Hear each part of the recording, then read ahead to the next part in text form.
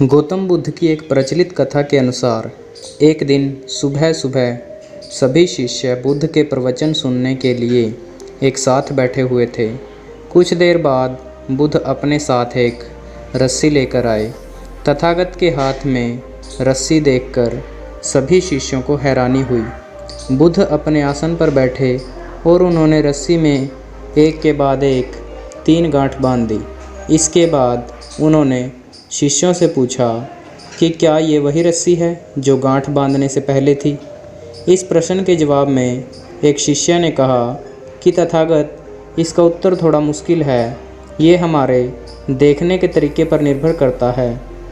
एक तरह से तो रस्सी वही है, इसमें कोई बदलाव नहीं है।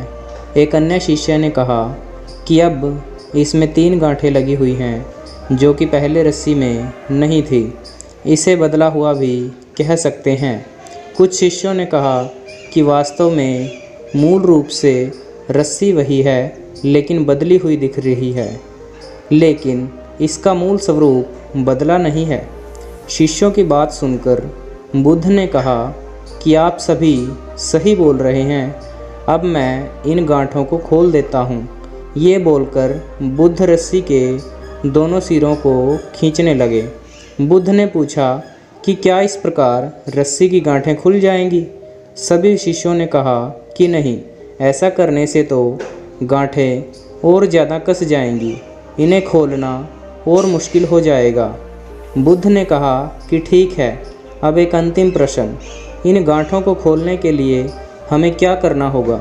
शिष्यों ने कहा कि हमें इन गांठों को ध्यान से देखना होगा जिससे हम जान सकें कि इन्हें कैसे लगाया गया है। इसके बाद हम गांठें आसानी से खोल सकते हैं। बुद्ध इस जवाब से संतुष्ट हुए और उन्होंने कहा कि ये सही बात है। हम परेशानियों में फंसे रहते हैं और बिना कारण जाने ही उनका हल खोजने लग जाते हैं, जबकि हमें पहले समस्याओं के मूल को समझना चाहिए।